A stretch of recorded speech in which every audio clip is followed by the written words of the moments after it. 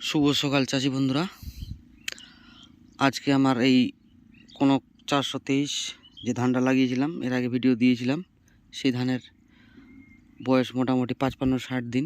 এর আগের ভিডিও দিয়েছি, তো 1-2 দিন আগা পিছা হতে পারে, সেটা আমি শিওর বলতে পারছি না, একটা আইডিয়া করে বললাম আর কি। তো এর আগের ভিডিওগুলো দেওয়া আছে, ওগুলো দেখলে বুঝতে পারবেন যে বয়স কতদিন লাগিয়েছিলাম। লাগানোর ভিডিও ছিল, লাগানো বলতে কি লাগানোর 1-2 দিন পরে ভিডিওটা করেছিলাম, মানে কতটা ফাঁকা ফাঁকা লাগাতে হয়। আর আজকে বলবো যে কত পরিমাণ আমি সার প্রয়োগ করেছি, তো সেটা দেখাবো। এই যে ধানের কালার দেখুন, ধানের একটু পরিচর্যাটা করতে দেরি হয়ে গিয়েছিল, তো এই যে দেখেন সাইডেরগুলো ষাঁড়ে খেয়েছিল। এই যে এই পাশেরটা দেখেন কীরকম এখনও ধানের যে এত কম ডোজে যে এত কালো ধানটা হয়ে থাকবে, কালারটা মানে সবুজ যে হয়ে আছে দেখেন। এই যে মাজরা লেগেছিল, এই প্রচণ্ড বৃষ্টি হচ্ছিল, বলেছিলাম এর আগের ভিডিওতে কীরকম অবস্থা। মানে ধানটা লাগানোর একদিন মনে হয় বাদ নেই, যে লাগানোর পরে আর কি একদিনও বাদ নেই যে বৃষ্টি হয়নি এরকম। তো সেইভাবে যত্ন আমি করতে পারিনি। এই যে এখন ধানের যে একটা শুকানি বলে আর কি, সেটা দিতে পারিনি। এই যে দেখেন এখন দিচ্ছি যাতে ধান গাছটা খুব শক্ত এবং টনটনা হয়। এই যে এটা আমার পাশের জমি দেখাবো। এই যে এটা হচ্ছে গোবিন্দভোগ, দেখতে পাচ্ছেন। আমি একটু বেগে নিচ্ছি। এই যে আল আছে এখানে, এই যে এটা আমার ধান। একটু জুমটা হটাই।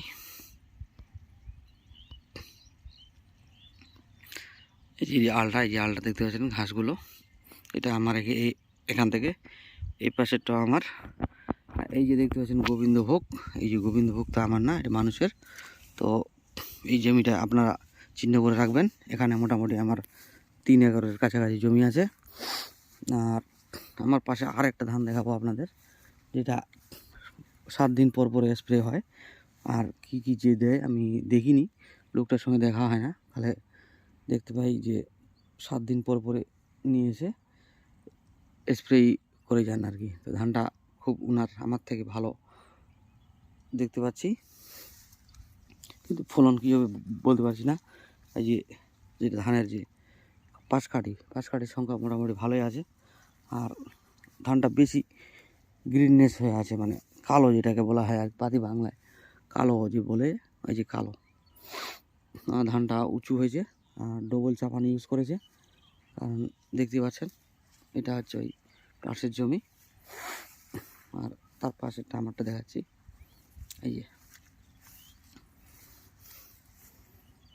ডান পাশেরটা আছে মানুষের, আর আমারটা এই যে আমার সারের ডোজটা আমি আপনাদের বলছি, এর আগে ভিডিওতে দিয়েছি বা বলেছি বা দেখিয়েছি কীরকম কী করতে হয়। এই যে দেখেন তুলনামূলকভাবে এবার পাশকাঠির সংখ্যা আমার ধানে আমার মনের মতো হয়নি, যেটা আমি আপনাদের বলছি। কারণ প্রচণ্ড জলের কারণে এটা হয়েছে, কারণ ধানে যে জল রাখতে হয়, আবার শুকিয়ে দিতে হয়, আবার রাখতে হয়, শুকিয়ে দিতে হয়, তাহলে সব থেকে বেশি ভালো পাশকাঠি হয়। মানে সার প্রয়োগ করলেও হবে, না করলেও হবে।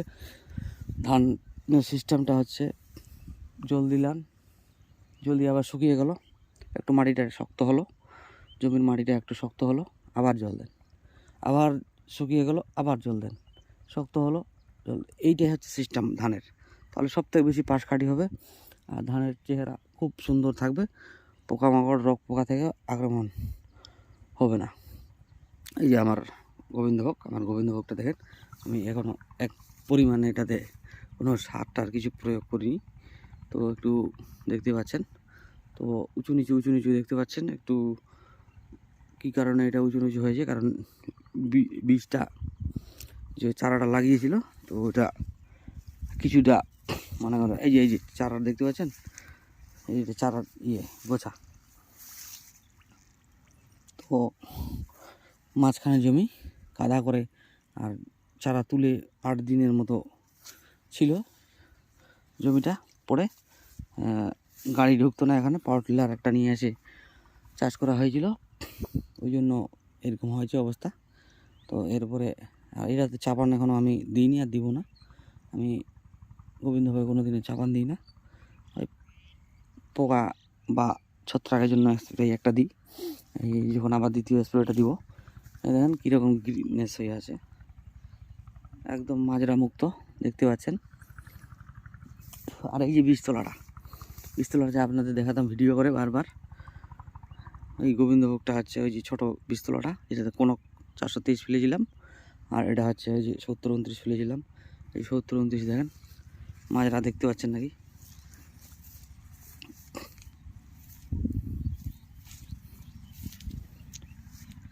একটা মাজরা দেখতে পাবেন না, কারণ এটাতে কী ছিল, ব্যাকটেরিয়া ছিল, ট্রাইকোডার্মা ভিরিডি, সুডোমোনাস প্রসেস, বেবিয়ানা বেসিয়ানা, তারপর হচ্ছে মেটারিয়াম এনোসোপ্লে, এই যে ব্যাকটেরিয়াগুলো দিয়েছিলাম, সেটা রেজাল্ট আজকে বুঝতে পারছি, এখন বুঝতে পারছি এটাতে কোনো মাজরার আক্রমণ নেই। একটা স্প্রে করেছি যদিও, তো অন্যান্য ধানে স্প্রে দিতে একটু দেরি হয়েছিল, তো মাজরা ছিল। যে আমার পাশেরটা যেটা দেখাচ্ছিলাম, দেখেন দেখতে পাবেন ডান পাশের জমিটা দেখেন, আর বাম পাশেরটা আমার বীজতলা এটা। আর এটা হচ্ছে উনি আমার থেকে মোটামুটি বীজতলাটা লাগাতে মোটামুটি 1 মাস আগের ধান। এটা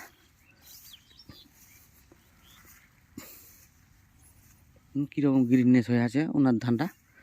তো উনি আবার মনে হয় নাইট্রোজেন ইউজ করেছেন, নাহলে পিজিআর কিছু ইউজ করেছেন। তো ওনার যেটা দেখানোর কথা, ওই যে ওনার হচ্ছে পাশ কাটি দেখেন,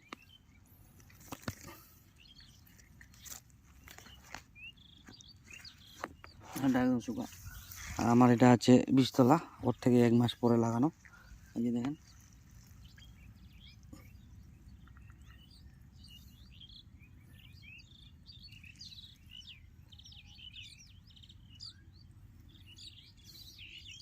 ওই যে হলুদ হলুদ দেখতে পাচ্ছেন একটু করে, ওটা হচ্ছে একটু মানে ধানের মধ্যে যে পাতাহান বলে ওরকম একটু মিস হয়েছে ধানটাতে, কিছু একটা সমস্যা হয়েছে, ওই জন্য ওটা একটু আলাদা আলাদাই বুঝতে পারছেন।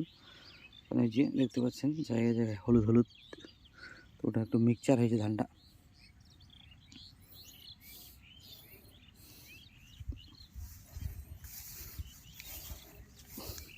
ভুট্টা ক্ষেতটা ছিল, এই যে ভুট্টা ক্ষেতের ধানটাতে কীরকম মাজরা লেগে আছে, আর আমারটা দেখতে পাচ্ছেন একদম মাজরা মুক্ত।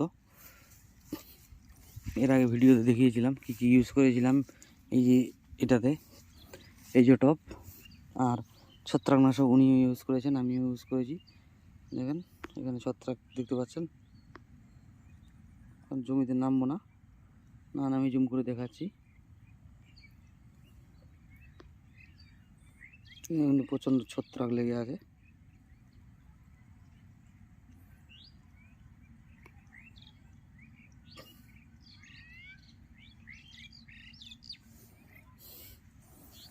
আর আরেকটা জিনিস আপনারা লক্ষ্য করছেন কি না, জমিটা যে আমি দেখাচ্ছি সেটা তো বীজতলা ছিল, ফাঁকা ফাঁকা দেখতে পাচ্ছেন, কোনো ঘাস দেখতে পাচ্ছেন?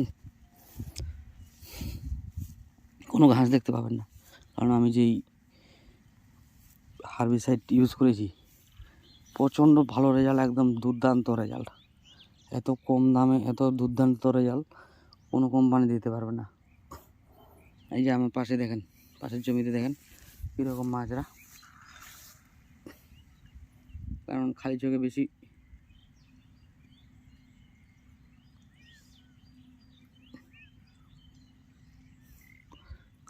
হলে বেশি ভালো বুঝতে পারতেন, কারণ আমি জুম করে দেখাচ্ছি, ওই জন্য একটু বুঝতে পারবেন না ওরকম ভালো, কিন্তু আমি গ্যারান্টি দিয়ে বলতে পারছি যে মাজরা আমার বীজতলার দেখেন কীরকম মাজরার কোনো বংশ দেখতে পাচ্ছেন নাকি সেটা বলেন। আর আমি এই যে পাশের জমি দেখেন কীরকম মাজরা ধানটাকে বসিয়ে দিয়েছে।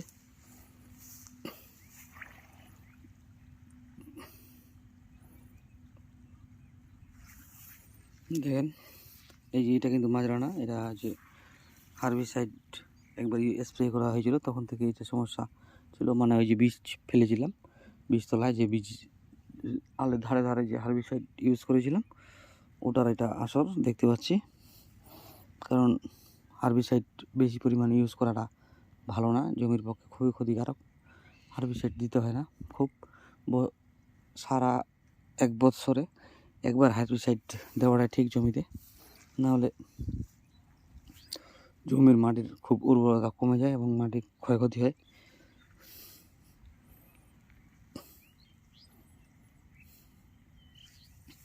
তো দেখতে পাচ্ছেন আমার জমি আর পাশের জমিটা কীরকম, ওদের ধানটা গ্রিননেসটা বেশি যদিও থাকে, তো মাজরার আক্রমণটা বেশি হয়।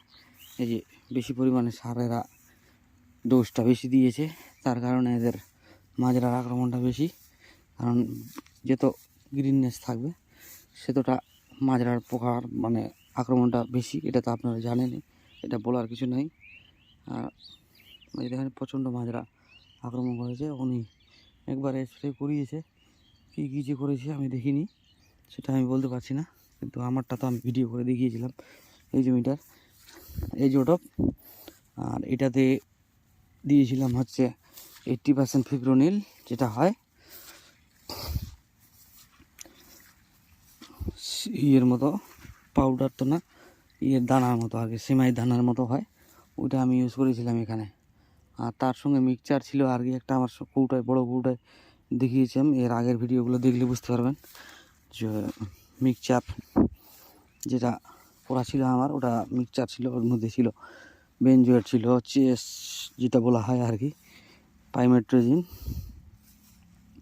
ইমামেকটিন, বেনজয়েড, আর কি কি যেন মিক্সচার ছিল। আমি বলছি যে এটা অনেক দিন হয়ে যাচ্ছে, নষ্ট হয়ে যাবে, তার জন্য ওটাকে আমি ইউজ করে দিলাম।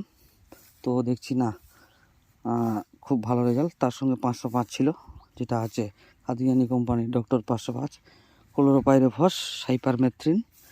তো ওটা রেজাল্ট খুব ভালো দিয়েছে, দেখতে পাচ্ছি মাজরাটা একদমই দেখতে পাচ্ছি না। আর আমার ধানের দেখেন পাশ কাটি দেখেন, আর ধানটাতে আমি যেটা বলবো করে আপনাদের ঘোরাচ্ছি, বলছি না তখন লাস্টের দিকে বলছি, এটা আমি এটা বলতে এরকম করতে গিয়ে ওটা ছাড়া পড়ে যাচ্ছে।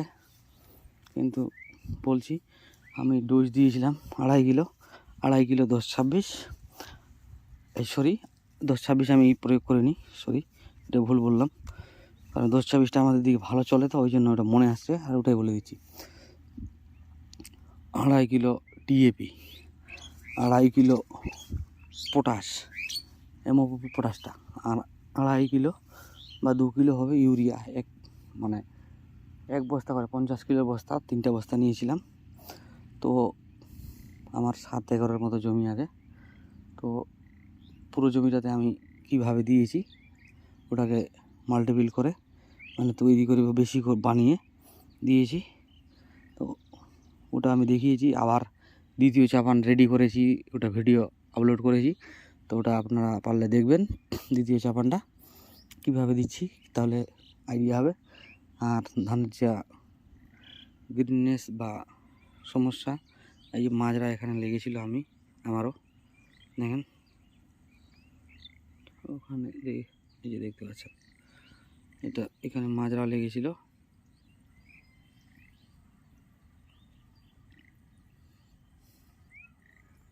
তো এটাতে ইউজ করেছিলাম হচ্ছে কাতিয়ানি কোম্পানি, যেটা চলনটা বলে, যেটা ক্লোরোনিলিওপল 9.4%, আর তার সঙ্গে ল্যামডা সাইফ্লোথ্রিন 4.9%, 6%, যেটা চলনডা নামে পরিচিত, সেই ওষুধটা আমি ইউজ করেছিলাম। মোটামুটি তার 10 ml করে পার ট্যাঙ্কি, আর তার সঙ্গে এজোটপ, যে দেহাত কোম্পানির এজোটপ, এজিক্সট্রোবিন অ্যান্ড ডাইফেনাকোনাজল। যে দেখতে পাচ্ছেন কোনো ছত্রাকের আক্রমণ হয়েছে নাকি। তো পুরো জমিটা যদি আপনাদের দেখাই, তো এই যে মাজরা লেগেছিল, মাজরাটা নাই। তো পুরো জমিটা যদি আমি দেখাই ভিডিও করে আপনাদের, একটা থপ গুনে বা ধরে তাহলে ওটা মাজরা দেখতে পাবেন না। তো আমি আপনাদের কি বলবো, যে দেহাত কোম্পানির প্রোডাক্টগুলো ইউজ করুন, কারণ কোম্পানি তো আমার প্রমোট করতে বলেনি, আর কোনো টাকাও দেয় না, আর হচ্ছে আমার লাভ কী? তো লাভ এটাই চাচ্ছি বন্ধুরা, যে আমি যেটা ইউজ করছি দেখাচ্ছি, একদম জেনুইন দেখাচ্ছি, কোনো টাকার আশায় ভালো ভিউসের জন্য আমি ভিডিও করি না। তো আপনারা তো জানেনই, কারণ আমার ভিডিওর কোয়ালিটি আর ডিজাইন সবই তো জানেন আপনারা। তো সেই জন্য বলছি যে আপনাদের যখন যে কোনো ওষুধ বা ফাঙ্গিসাইড বা ইনসেকটিসাইড বা পিজিআর বা ফার্টিলাইজার বলো বা মানে এভরিথিং প্রোডাক্টের যদি দরকার হয়, তাহলে দেহাত যে অ্যাপস আছে ওই অ্যাপসে গিয়ে আপনারা ডাইরেক্ট অর্ডার দিবেন। তো এখান থেকে কিন্তু আমার এটা জমিটা, এই যে এটা হচ্ছে আমার পাশের জমি, এটাও পাশের জমি।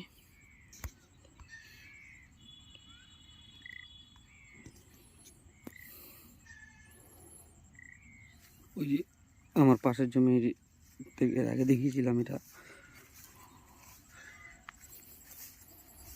তো কোনো ধান পরে যে আমার আছে, এই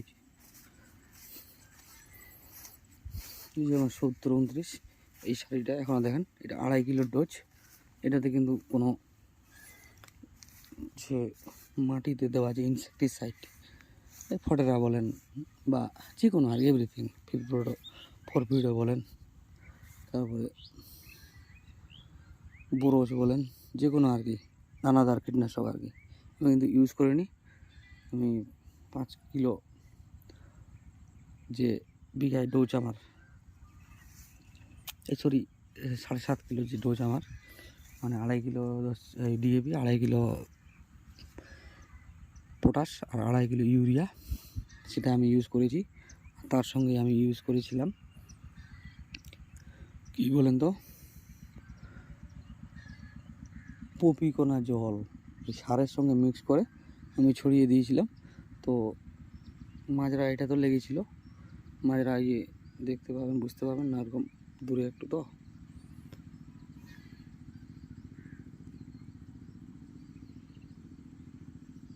আছে এখানে মাজরা।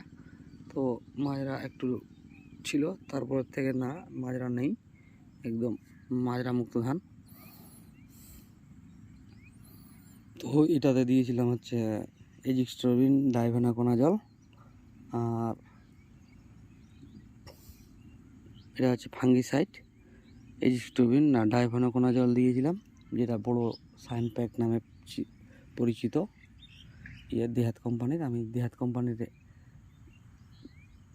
কীটনাশক বলে ফাঙ্গিসাইড বলেন সব কিছু আমি দেহাত কোম্পানির ইউজ করি, কারণ এর দাম কম এই প্রোডাক্টের, আর রেজাল্ট খুব ভালো, খুব ভালো মানে খুবই ভালো। কারণ দেহাতের যে হার্বিসাইড আমি ইউজ করেছিলাম, তাতে আমি বুঝে গেছি কোনো ঘাসের কোনো একদম চিহ্ন নেই, একদম ধকধকা। আর আমার থেকে আশেপাশের জমিগুলো প্রচণ্ড ঘাস হয়েছে, আমি দেখতে পাচ্ছি। এই জমিটা আমার চিহ্ন করে রাখেন। আবার এখানেও কিন্তু গোবিন্দভোগ আছে, এই যে গোবিন্দভোগ ধান, তো চিহ্ন করে রাখেন।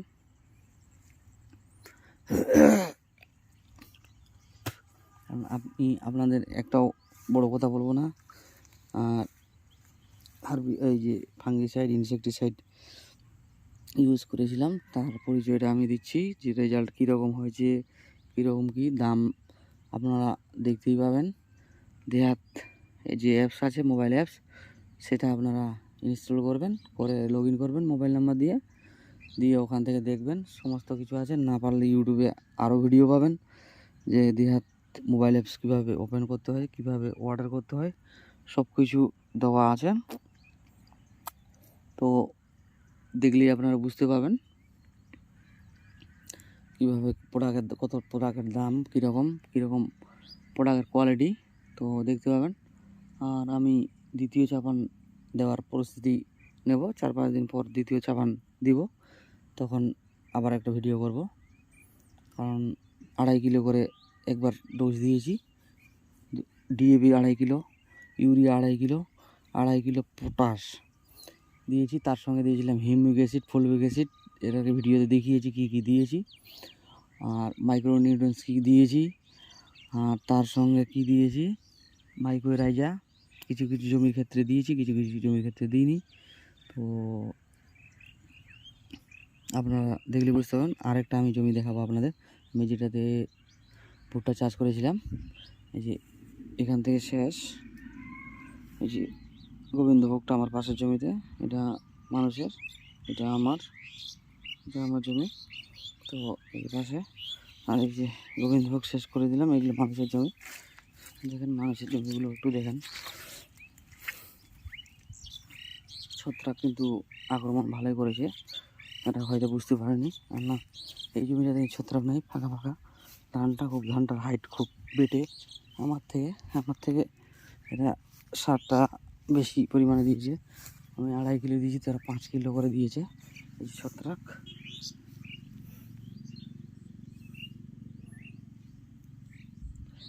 এটা কি ছত্রাক আপনারা কমেন্ট করে আমাকে জানাবেন, কারণ এটা ছত্রাক একদম জানা পেয়েছে না, এটা সবাই জানে। আর এটা ছত্রাক নিয়ে আমি কিছু আলোচনা করব না বেশি কিছু। তো এর জন্য কি দিলে ভালো হবে।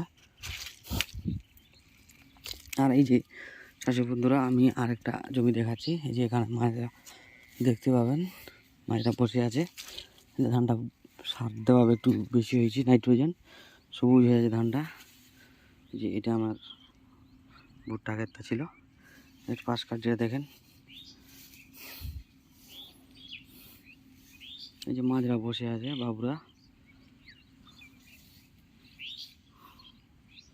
ওই যে বাবুরা বসে আছে, দেখতে পাচ্ছেন, বাবুরা বসে আছে। কারণ এর আগে এটাতে মাজরা লেগেছিল প্রচণ্ড পরিমাণে। আমার বৃষ্টির জন্য কীটনাশক দেওয়াটা একটু লেট হয়েছিল।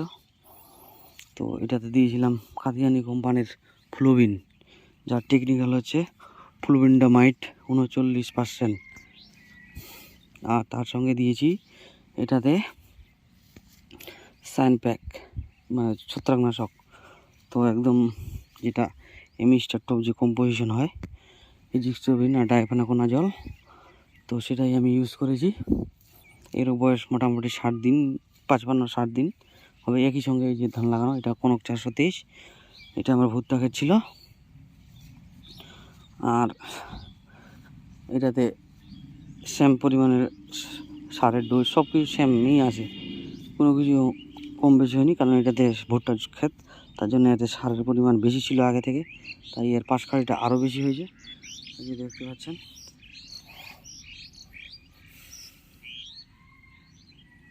আর এর কোয়ালিটিও বেশি ভালো আছে। এটাতে আরেকবার কীটনাশক দিতে হবে, মানে ইনসেকটিসাইড, নাহলে পোকাটা আক্রমণ বেশি করে। এটা ধানটা খুব মানে জোরাল যাকে বলা হয় আর কি হয়ে আছে, নাহলে মাজরা পোকা খুব এটাতে আক্রমণ করবে। তো চলুন বন্ধুরা, আজকে এই পর্যন্ত থাক। কীরকম রেজাল্ট হলো আমার কীটনাশক, হার্বিসাইড, ইনসেকটিসাইড, এর আগের ভিডিওতে বলা হয়নি কারণ আমার মাথায় ছিল না। আর আজকে সমস্ত ডিটেলস আমি বলে দিলাম যে রেজাল্ট কীরকম হয়েছে। দেখেন, আমার তো সবই কম দামের, একদম হালকা দামের। দেখেন কোথাও কোনো জায়গায় আমার জমিতে ছত্রাক বা পোকামাকড়, এইটা হচ্ছে হার্বিসাইড আর প্রচণ্ড জলের কারণে এই হলুদ হলুদ হয়ে যাচ্ছে। এটা হচ্ছে হার্বিসাইড ইউজ করার কারণে, আর প্রচণ্ড জলের কারণে এটা হচ্ছে। এটা আপনারা ভাববেন যে কোনো নিউট্রিয়েন্টসের অভাব না, কোনো কিছুর অভাব না। তো দেখেন আমি ধানে কোনো ছত্রাকের আক্রমণ হয়েছে কি না। এর আগে আমি কতদিন আগে ভিডিও দিয়েছিলাম, সেই ভিডিও দেখলে বুঝতে পারবেন যে কতদিন হলো ইউজ করা, আর কতদিনের লাস্টিং হবে সেটাও আমি দেখাবো। কারণ এরপরে আর ভিডিও দিব যে কতদিন লাস্টিং হচ্ছে ইনসেকটিসাইড আর হচ্ছে ফাঙ্গিসাইড। আর ওইদিকে যাব না,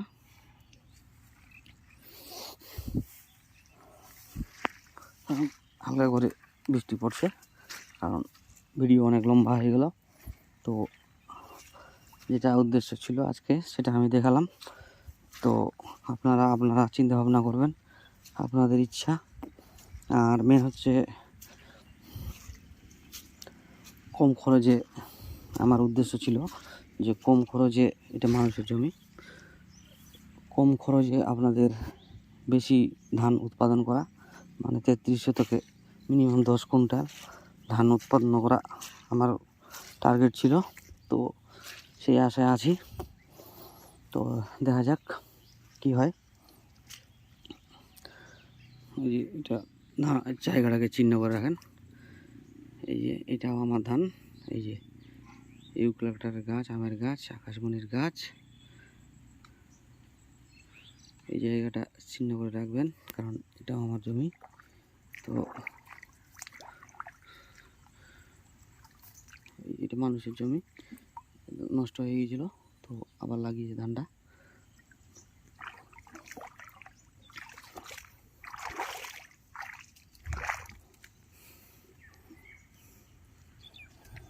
এই যে মাজরা পোকার উৎপন্ন হয়েছিল, এখানে লেগেছিল।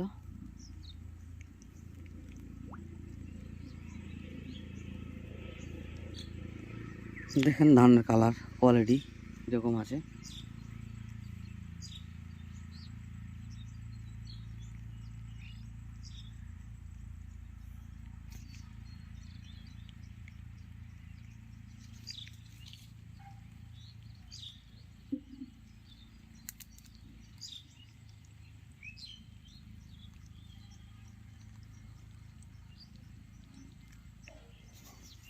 তো আজকে বন্ধুরা এই পর্যন্ত, আর ভিডিও বড় করব না।